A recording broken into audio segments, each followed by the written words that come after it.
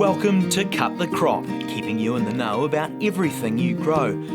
Researchers, growers and other interesting folk delivering insights and information on topics ranging from agronomy to profitability. Brought to you by the Foundation for Arable Research. Hello and welcome to Cut the Crop. I'm Anna Heslop and my guest today is FAR CEO Alison Stewart. Welcome. Hello everyone. And we've dragged Alison in because, as hopefully most of you will know by now, it's a FAR referendum year. And in fact, the referendum voting papers should be in all of your mailboxes. They should have been there a week or two ago.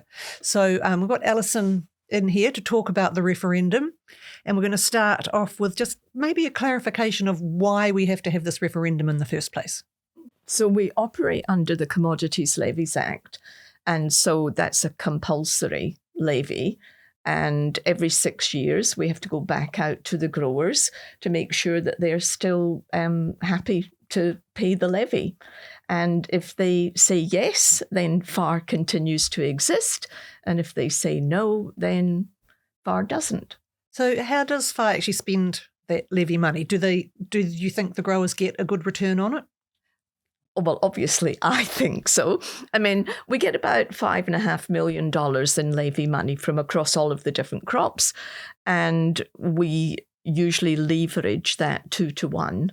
So, we would have about a $10 to $11 million portfolio of work that we can do, and that covers all of the different things that we now have to try and work on. So, in the past, the focus would have been very much on crop agronomy and driving yield. And now, of course, we have to do that, but we also have to do a lot more crop protection work, biosecurity work, environmental compliance work. So, yes, I think that we try and make sure that we balance our portfolio out so that we cover short-term research, long-term research, business as usual, sort of more innovative, slightly higher risk work.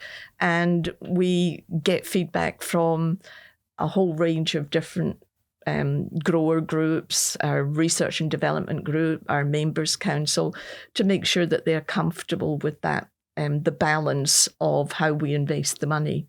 So that's kind of high level, but from a grower's perspective, and I'm going to put on a grower hat, I want to know how that actually benefits me and my farm business. So I'm going to ask you a series of questions, and some of them are ones that we are asked regularly by growers and ones that we get feedback on. So we'll start with maybe some of the different crops. For a start, I'm a cereal grower. What have you done to make cereal growing easier, better, more profitable for me? Cereals are the foundation of an arable system. So we obviously have a reasonably large amount of investment into cereal research. In the past, it was very much driving productivity through, inputs, whether it was fertilizer or whether it was ag chem or plant growth regulators. Now, it's a little bit more complex because we've pretty well got, the yield gains that we're going to be able to get out of the various cultivars that we've got. And we can't drive inputs any further because of, legislation, regulatory issues. So it's all about maintaining yields within an acceptable environmental footprint and protecting the ag chem products that we've got, because obviously in other countries they've lost a lot of ag chem through resistance. So big chunk of work on resistance management for the ag chems, big chunk of work on making sure that we're using fertilizers in the most efficient way that will meet the legislative requirements. So it comes down to trying to make sure that we can maintain profitability within the limits that are now being imposed by external drivers. And that's a lot more difficult for growers to see than it was in the past. In the past, they would say, 2 years ago, I had a 10-ton wheat crop. Now I've got a 12-ton wheat crop, and that increases because of the work FAR did. Now it's not as obvious because there's a lot of soft benefits and regulatory compliance benefits that come from our work. So it's a challenging story, but it's all there. And, growers who actively engage with FAR can see those benefits. But perhaps those growers that, are less engaged with FAR are not aware of all of how the research interlinks to deliver that. I guess, allowing growers to continue to farm, to be resilient under extreme, climate change factors, and to have social license to operate. Okay, so that's cereals, which, and a lot of that obviously covers everything. Seeds. I grow seeds. And what have you done for the seed industry? I think that the big success has been the establishment of the Seed Industry Research Centre. So that's with FAR working with some of the seed companies and some of the research agencies and pooling our funding together and doing collaborative research. And really importantly, building capability. Because, if you look at seed research in New Zealand, a lot of the researchers were towards the end of their career, and there was a real concern that we were just not going to have that capability. So we've been building that capability. And then obviously we've been doing the same sorts of things, making sure that we can protect those seed crops against pests and diseases, making sure that we can use inputs in the most efficient way. It's all that package. And obviously, with some of the seed crops, there's still an opportunity to drive yield improvements, and we do that. So the third major, the other levy that we have is maize. And if I'm a maize grower, what have you done for me? Well, we've done a hell of a lot more than we've ever done. We were criticised, 5 years ago that that we weren't investing enough time and energy into maize research, and we've brought on board, sort of additional research capability. We've built up our research site up in the North Island. We're doing a lot more extension work. We're collaborating a lot with the other key seed companies. And we're very much focused on, I guess, the environmental side of maize and the benefits that maize can bring into a farm system and being able to show that and verify it. And we're also looking at a whole range of establishment cultivation practices, agronomic practices that will give greater yields, but also more consistent yields. Okay. All right. Well, I'm a grower and I'm sort of satisfied with that, but we're going into the regions now. I'm a grower in Southland. What have you done for me? Southland, again, was an area where, we had a few grumpy growers who felt that we were very Canterbury-centric and that we should be doing more down there. And we have responded to that. And we've got a lot more field events down there, a lot more research trials focused on their farm systems rather than a traditional Canterbury one. We've just established a Southland arable hub so that we can get, demonstration trials down there and actually create a little bit of a sort of a momentum. But, we've been doing research with the oat industry group. We've been supporting the work on cereals, particularly, CPT trials, where you've got cultivars that are, best suited for that region. We've been looking at new crop opportunities for the Southland area. So, there's a lot of work that we do in Canterbury that is translatable to Southland, but then there's also specific work we've done in Southland that is specific to their needs. Okay, moving up the country, South Canterbury.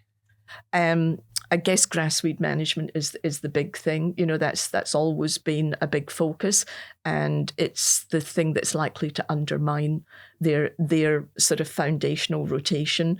And so we've spent a lot of time on sort of weed management, herbicide resistance, making sure that we're finding effective ways to manage these threats.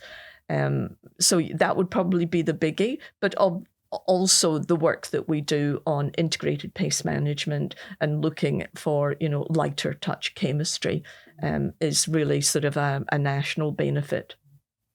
And the rest of Canterbury? I guess because, that's where the predominant seed crops are grown. We have a lot of focus on seed crops there, ryegrass, clover. And so it's, again, making sure that we've got resilient systems. And, there have been some diseases that have just cropped up that we've had to get on top of, identify and develop management systems for them, because all of those things can undermine the profitability of the system. Now, there was a bit, if I'm from the Wairarapa, I probably know pretty well what's happened up there, but you can remind us what FAR was involved with in the Wairarapa. Well, obviously, we were supporting the Wairarapa growers when they had the pea weevil incursion, and that was a real big deal for them. I mean, they really, sort of took a hit by having that ban on being able to grow pea crops. And we did go in there and we have worked really closely to try and identify a range of other crops that they could grow that because we didn't know how long, sort of that ban was going to be. We didn't know what was going to happen with pea weevil. We did successfully eradicate it, obviously, with the growers and with MPI, but making sure that they had alternatives to explore was really what our number one priority was. So I'm just going to pop back to a lot of what you've just been talking about is the stuff around environment and compliance. And don't you think you're doing a bit much of that? Because really, I just want to see money being spent on me getting better yields and more money for my crops. So environment, yeah. Yeah. That would not be a particularly sensible strategy for FAR to take. I think the previous CEO, Nick Pike, and Di, our environment researcher, they recognised how important it was for FAR, a decade ago, to do environment research in order to allow, particularly Canterbury growers, to have the right to farm. And, developing farm environment plans, developing all the tools and technologies to be able to, record and report environmental compliance. It's not a nice to have that, growers can just choose whether they want it or not. It's going to be an absolute essential. And you only have to look at what happened in other countries to see the legislation, the regulations, the requirements put on growers, and we will be no different. And FAR has to make sure that we are doing all of the research that will provide the growers with that pathway, that transition to being compliant and hopefully, maintain profitability. So we have to do both. We have to look for agronomic yield benefits, but we have to also look at it from the point of view of it's got to be within an acceptable environmental footprint. If you remember, we had that project, 20 by 2020, and we could have continued doing that research and maybe we would have got there, but it wouldn't have been an acceptable farming practice. And so we pulled back from that and said that, yes, yield is king, but it's got to be within the context of an environmental footprint that is acceptable to the customers that we sell our produce to. So are you doing as much sort of extension and field days as you used to? Because it doesn't feel that way to me. It's really interesting that growers say that. I think in the past we did lots and lots and lots of fungicide field trials and fertilizer trials, but now we do lots of a much broader range of extension events. We do more extension events than we've ever done. In the past, it might have been, on average, maybe 80 to 100 a year. We're now doing 200 to 300 events or extension activities a year because we're doing different things. We're using social media like podcasts. We're using webinars, and we're doing things online a lot more. And so it's changing the way in which we deliver things, and we deliver them in a much broader range of communication pathways. And so if you're a grower and you just want to go to, fungicide trials in your area, you might perceive then that there's less. But if you actually look at the breadth of the extension activities that we have to deliver to the growers, then I think you can see that actually we're doing a lot more. Okay. So what else? What else is FAR involved with that I should know about? I mean, I think biosecurity is the biggie. If all FAR did was respond to biosecurity incursions and make sure that, we were either able to eradicate or minimize the impact of biosecurity incursions, that would probably justify the levy in itself. So if you think of the blackgrass and you look at the impact that blackgrass has over in Europe and the UK, and the hundreds of millions of dollars in lost revenue to growers because of blackgrass, we put a lot of time and effort into working with MPI and the other industry bodies to make sure that we minimize the risk of blackgrass, establishing in New Zealand. And we've had 2 blackgrass sort of responses that we've been involved in the last year. We've had a fall armyworm incursion in maize up in the North Island.